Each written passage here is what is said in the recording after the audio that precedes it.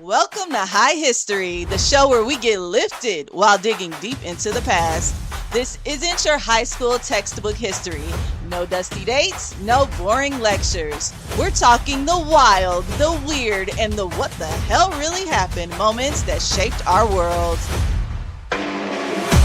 From revolutions to renaissance, from ancient queens to unsung geniuses, we bring you the stories that matter with a twist of comedy, culture, and community. So spark your curiosity and maybe something else.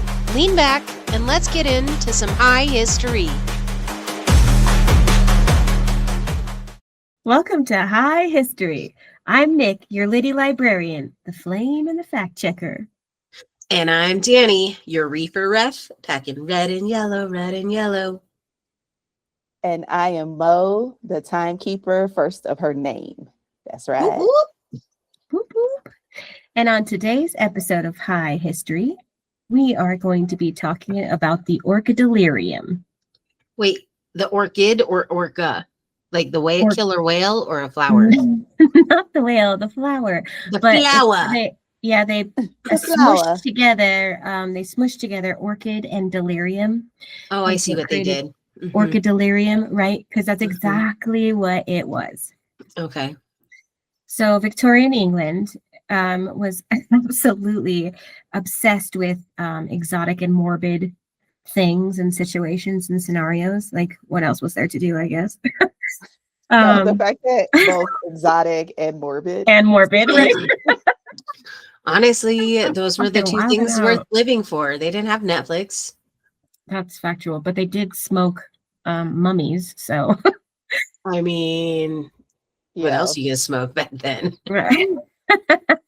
Okay, so for all of you who don't know, the Victorian era was during the reign of Queen Victoria.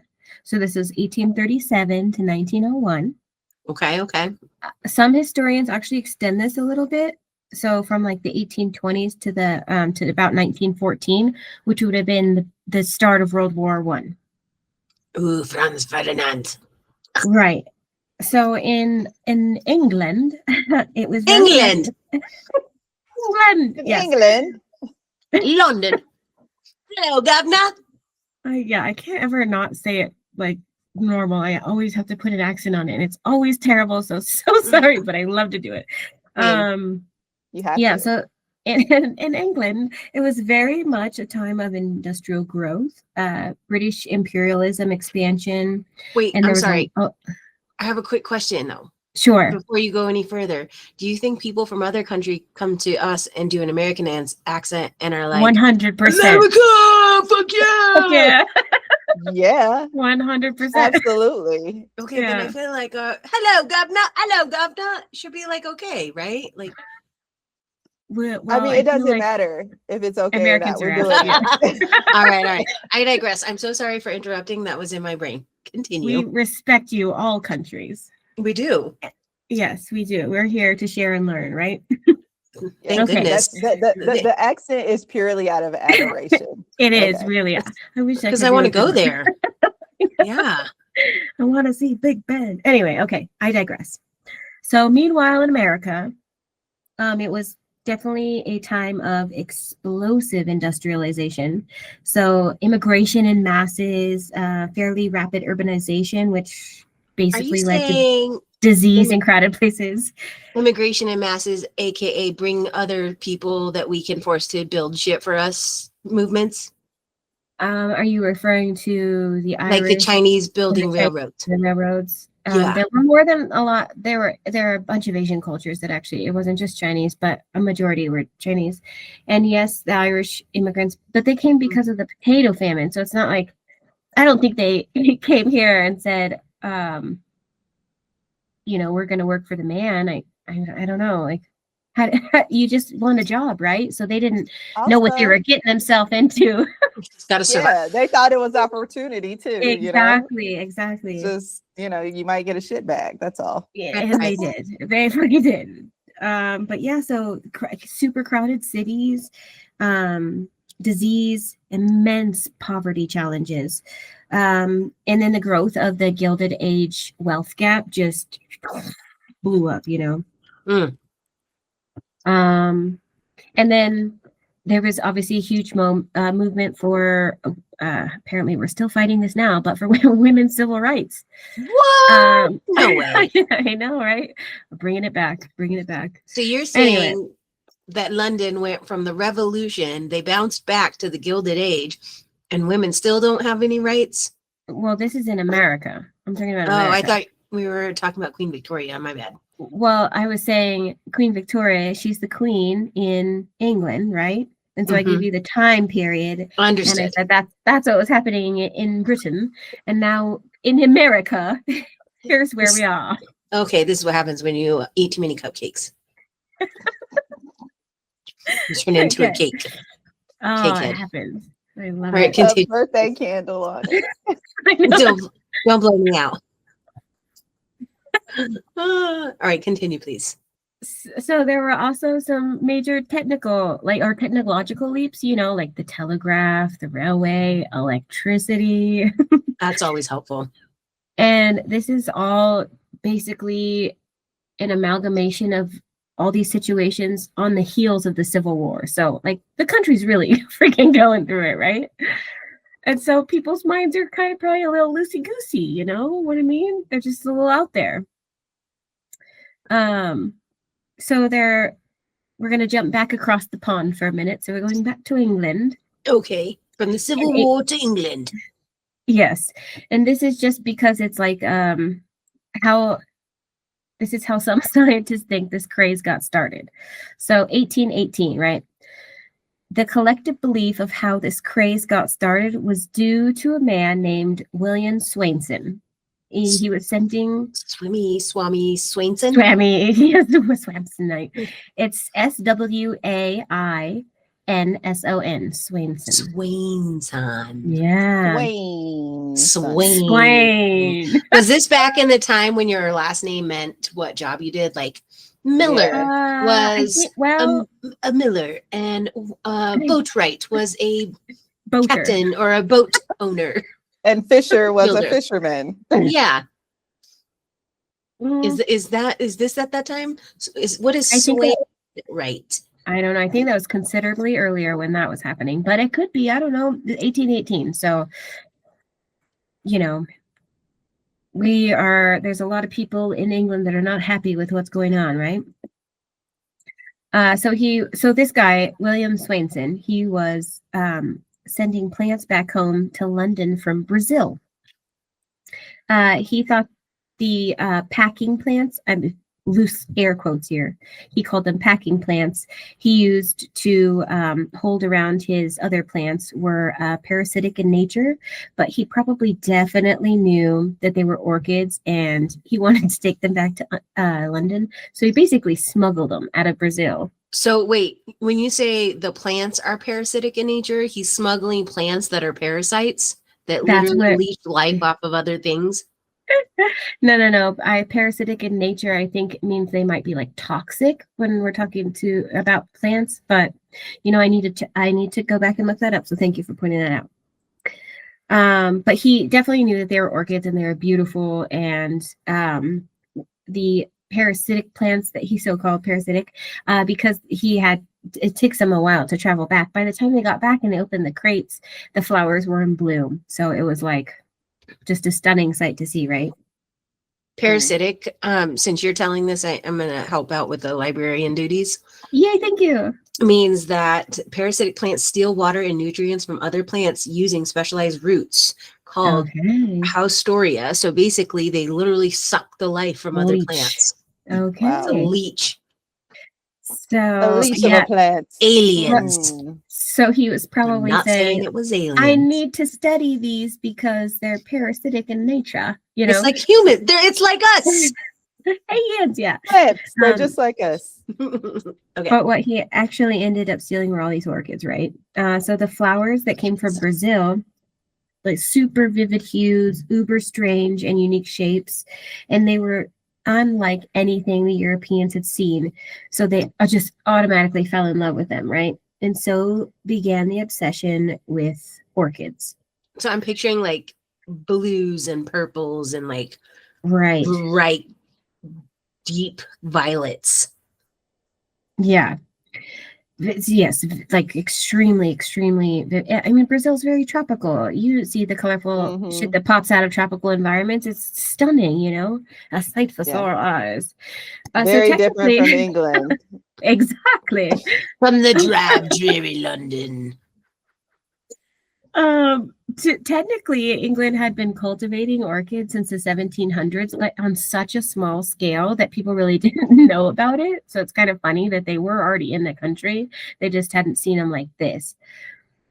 But you know, the 1800s of it all created this true fanaticism of the beautiful plant. So that's what led to the creation of Orchid Delirium. So they really just fell in love with their beauty, diversity, and they had a crazy bilateral symmetry, which basically means it resembles the human face. So the orchid looks like a human face, and I guess that's part of their obsession with this. Isn't there a term for that? There is a term for that when you see a face and everything. It's like personification. No, not that though. No, that's giving human characteristics to a. Oh, you're right. Thing. It's pareidolia. Pareidolia. That's the term for seeing familiar patterns in random objects, like faces in the clouds. Okay, so yeah, so say that one more basically pareidolia. Pareidolia. Okay. Pareidolia. So apparently, this pareidolia, that is exactly what created the obsession, I'm guessing, because people just wanted them no matter what the cost. So that sounds a little insane to me. Honestly, this is how we got Alice in Wonderland. So, you know those flowers. That whole flower. Are you sure they went on a trip? In their favorite rocket ship. Oh man, it caused such a craze that even people that couldn't afford it were they were, no matter the cost, they were desirable. So they did wild things for them. So this is like Labubus before Labubus. Right. But for the wealthy people, like obviously they don't have a problem, right? Those fuckers could afford to employ what they called orchid hunters. And they traveled the world, especially to the tropics, in search of these species. Orchid hunters literally risked their lives for orchids. Yeah, that's wild. That is insane to me. It's like treasure hunting, but for flowers. Exactly. But can you imagine, like, the accidents, the animals? They're going into these jungles, and they're from England. You know, it's like Indiana Jones. Yes, except for right, what he's really searching for is orchids. Yeah. You know what? I have to just say, they got everything that was coming to them. Because what are you doing? Trying to steal flowers, right? From a place where it's natural to that habitat. Yeah. Okay, and you're gonna go in there and you're gonna act like you're gonna just like steal all the plants that are inherent to that area of the world. Like you got everything that was coming to you. If any animal attacked, like you got what you were supposed to get. Agreed. Yeah. But also, why? Like, if the flower did something, it had a medicinal purpose. It could alchemize shit into gold. Like, no, but I'm talking not just, okay, beauty is also in the eye of the beholder, but value, currency has a actual agreed upon nature, right? Mm-hmm. And for people to invest their lives, aka flower hunters, orchid hunters, wouldn't that value need to be established on some kind of like fair market? Like this will turn rocks into gold type shit. Well, the value of things. I was about to say the value of things changes with every era. You know what I mean? Like it could have been like that, right? Like, and I just told you that.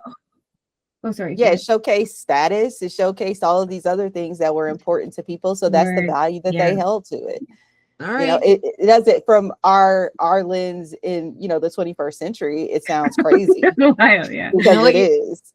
You're right, though. You're right. And in fact, the color purple is regarded as a royal color because of how difficult and impossible it was to find the dye for purple, because purple's not a real color. In fact, there's a singer, a rapper named Ren, who sings about how scarcity creates value. So you're right. You're right. And I apologize. I love Ren. But He's also, great. we talked about all the things that were also going on in the 1800s of it all. Like, there's disease, poverty, that black wealth is growing. So we need a distraction. They're fucking bored. Yeah. Cake, which is not really what happened, but yes, keep going. Let them eat cake. She never said that. She never said it. She never said it. Anyway, yeah. So, also, like, if you travel to another country and you're from, the Americans did it, but disease that spreads everywhere, So these guys are risking their lives for, obviously, these flowers. They're going to keep chuckling about it. Side note, speaking of spreading disease, do you know how smallpox originally got spread to the natives? The United States of America. It was a specific biological war tactic. They actually took the smallpox blankets from the children's hospital and gave the blankets to the native tribes. Oh my gosh. Not surprising. Early biological warfare. That's so wild. Mm. And thus it was introduced, and the rest is history. Sorry, side note, keep going with your biology. Wow, way to bring it down. Way to bring it down. But it's important, down, Danny. Okay, but it's important to understand what happened in history, not to blame. Right, I'm just sitting on this moment because. True. But we'll sit here for a minute. We'll process. Yes, it sucks. It was awful. It's how could someone do that to other human beings? We can all ask those questions for sure. Yeah. And then say, hopefully we know better.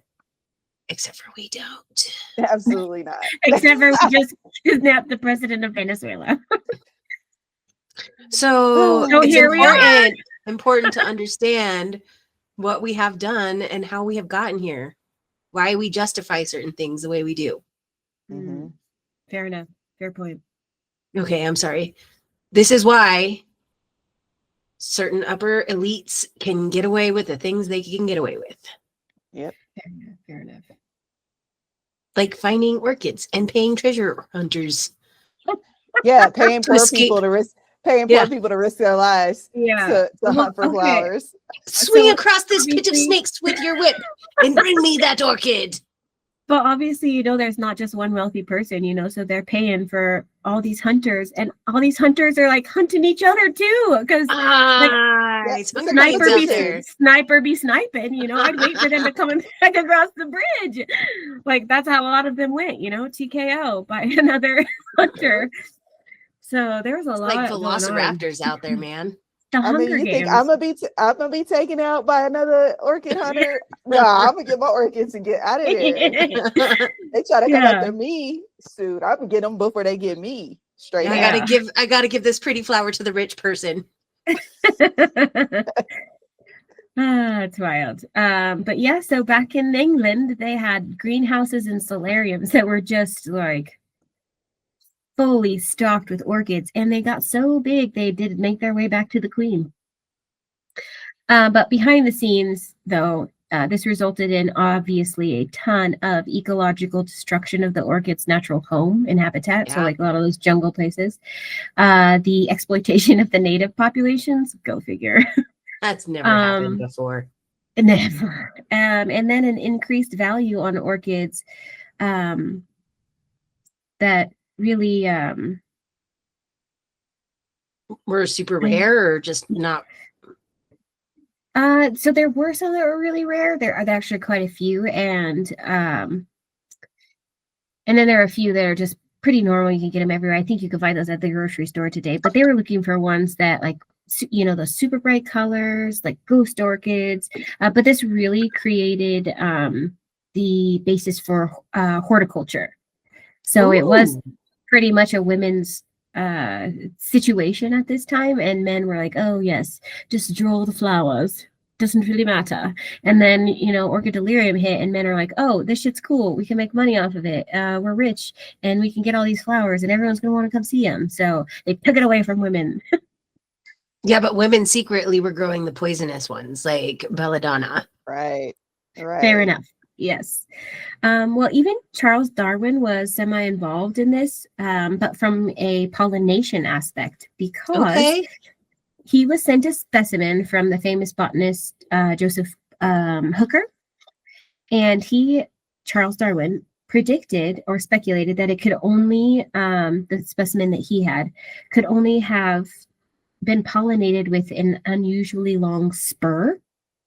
And so it had to come from a certain type of moth, one which would have co-evolved alongside the flower due to its equally long proboscis. Yep. So that whatever its tongue is to suck out the pollen, it needs to be long enough to get in there, essentially. Exactly. Yeah. And so Charles Darwin predicted this because that's exactly what happens, that those species co-evolve alongside of each other.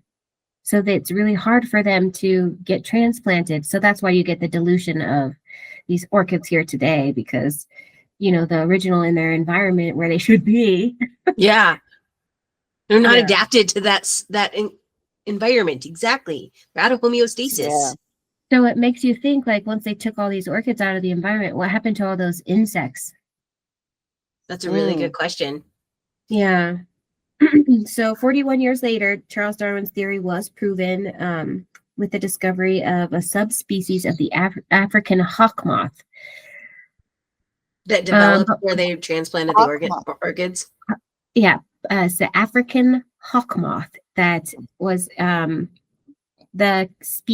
co-species that evolved, the species that co-evolved alongside of the specimen that he had received. And I don't know what the name of that one was because I couldn't find it anywhere.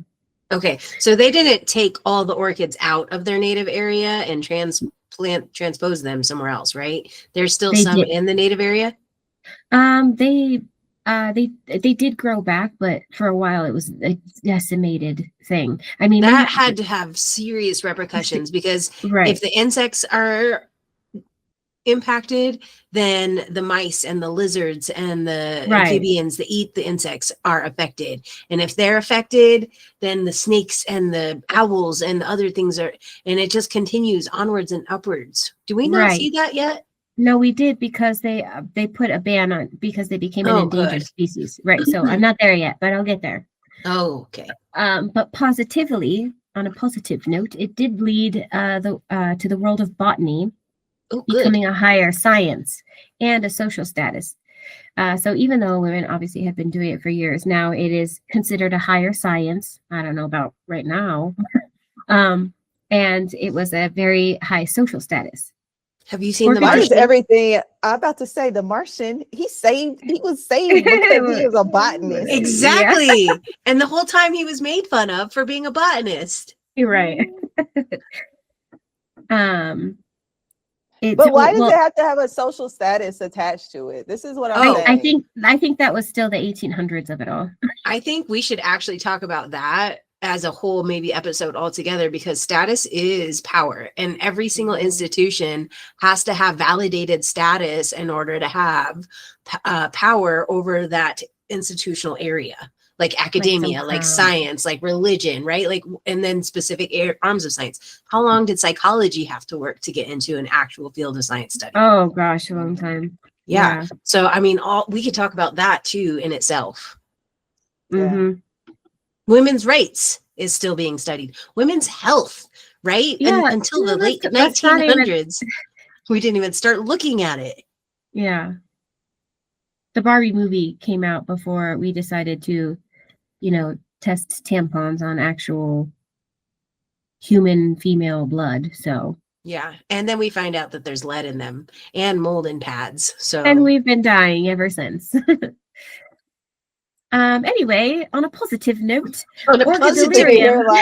we have gone like up and then crash and then up. We're riding some roller coasters in this episode. Orchid Delirium still actually exists a bit today, because if you go out into the world of the Googles and you just search up some collectors, you will find them. And there are greenhouses still filled with orchids. In 1973, the Convention of International Trade in Endangered Species of Wild Fauna and Flora actually banned the collection of wild orchids, but people are still poaching, you know. Dang. I mean, people, yeah, it's still called poaching, even though it's still orchid hunters out there. Habitat loss remains one of the biggest threats to endangered orchids. I mean, there's still illegal harvesting and smuggling contributing to their decline, like still to this day. But probably the most well-known modern orchid fanatic is an American horticulturist. His name is John LaRocque. In 1990, he has a cool name. In 1993, he poached 136 orchids from the Fakahatchee Strand State Preserve in Florida. How did he count them all? Did he get cited for every single? Sir, you have to pay a $2,000 fine for each of these. He got caught, yeah. So that's how they knew. Smuggled them out in garbage bags and pillowcases. And nothing to see here. This is Halloween candy, y'all. One of these flowers was a pillowcase. No joke. Like he couldn't think of anything else. I just, he just ran out there with pillowcases. Those are great for carrying things. Honestly, one Since of these 1950. Extremely rare ghost orchid, and if you look it up, it's actually really stunning. If you like orchids, I do.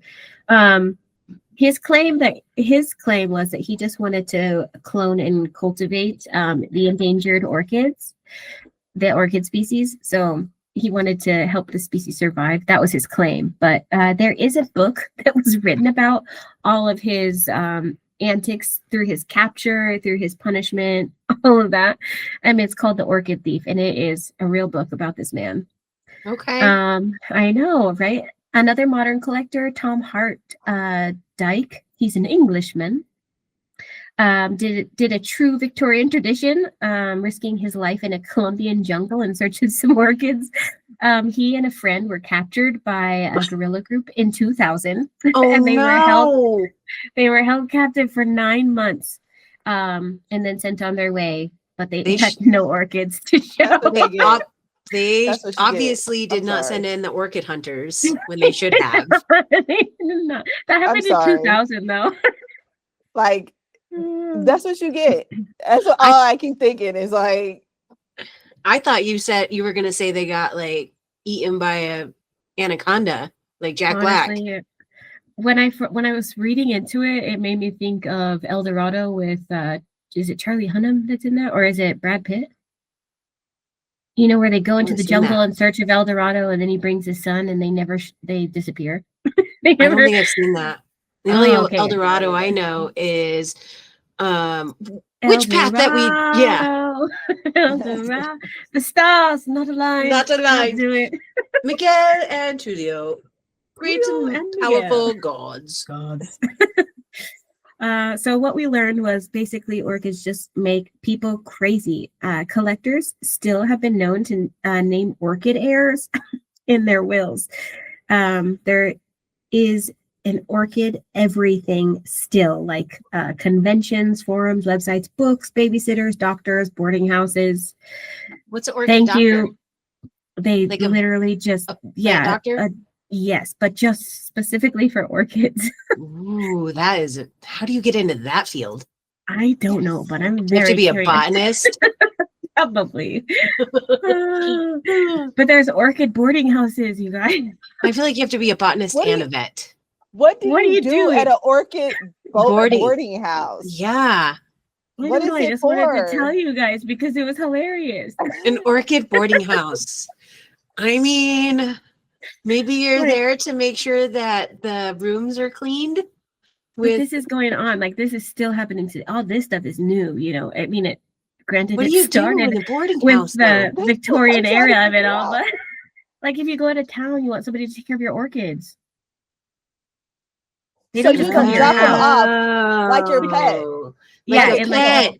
Exactly. I mean, You know the what, perfect though? environment, There are humidity, I could food. see it. They got you covered for your orchids. I could see it, though, because people treat plants like pets because they're living things, right? Like, haven't you seen the videos where they put those little electrical thingies on and the plants are singing?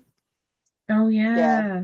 And you That's know, there's cute. scientific studies that show that what you say to a plant will help it live or die. Like if you bombard it with negative sayings and verbalizations, it will die. And if you give it love and positive affirmations, it actually grows better. Yeah, that's true. That's true. Like our love fern, Benny. How to Lose a Guy in 10 Days. That's what that's a good one. That's from How to Lose a Guy in 10 Days. If you haven't seen it, it's very funny.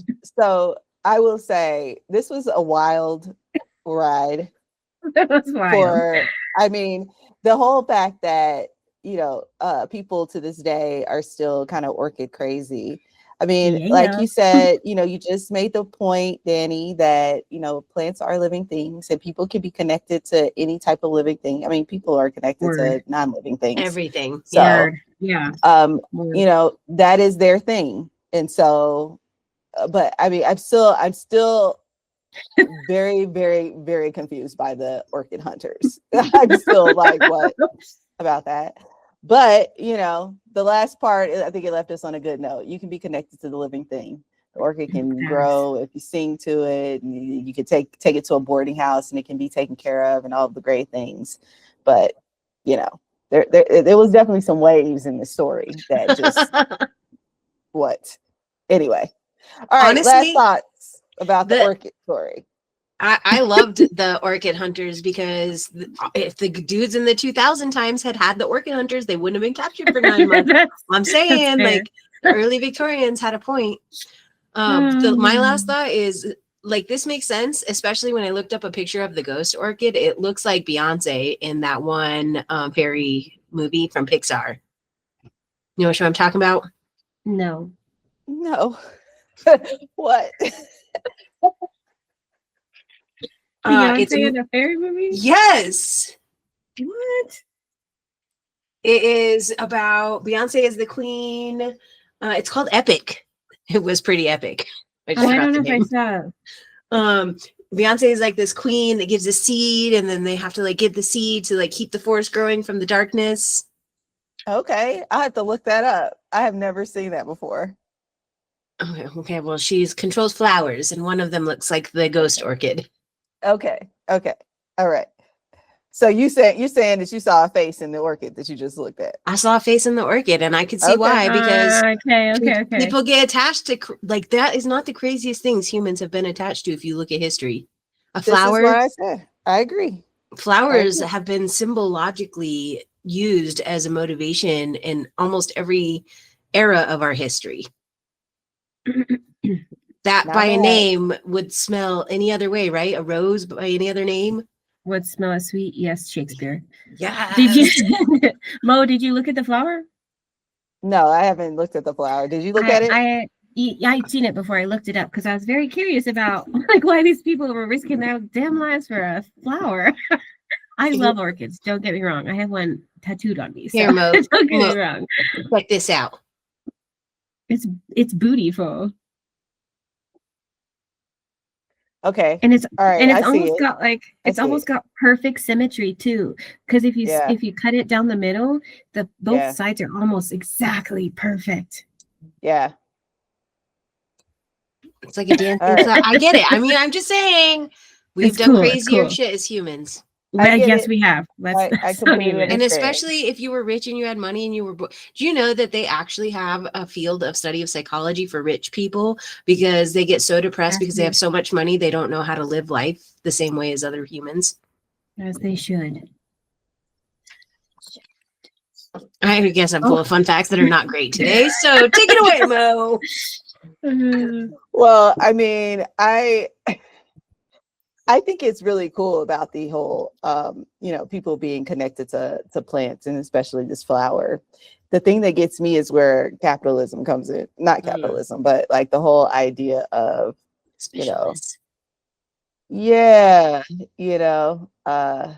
that part just throws me off where it's like a society thing. It's a status thing It's like nature to me is one of the most beautiful things because most of us have access to some level of it because it should be free in that respect. And it's free based on like where you live, but when people start to like bogart and block access to what is natural and what comes from Mama Earth, it's kind of crazy. Messed up. I would argue that it's a war strategy, and we can talk about that later too. Well, you already talked about the war strategy that we pulled on the native. There's a lot of strategies at play. Yeah. Danny can't talk no more the rest of the episode. Yeah. Keep bringing us. All right, I'm pulling a red card. Don't say anything at all. Okay. All right, Nick. Okay, what's your last thoughts on this story? Honestly, Delirium. I thought it was pretty wild, but like Danny said, we've definitely done wilder things as human beings, and like right in that same era, these folks were, having mummies sent back from Egypt and having unwrapping parties. So I don't think that the Orchid Delirium was the only morbid and macabre and taboo thing that the Victorians did. So let's be clear here. They got pretty wild. I feel like this was a calmer one. This was much calmer. It was a flower. Much calmer. Yeah. Much calmer. So yeah. Well, here we are. I love all of your thoughts, both of your thoughts. we know where Danny was coming from this episode.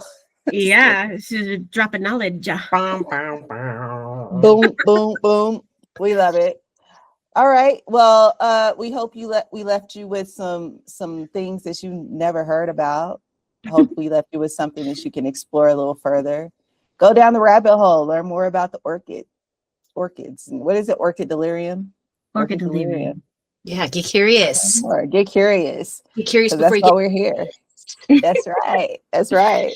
All right. So thank you for joining us for this episode. Stay tuned. Next week, we'll be back with another wild, weird, and WTF story. This is the Chronically Curious signing off. We'll see you next time. Stay classy, England. Peace.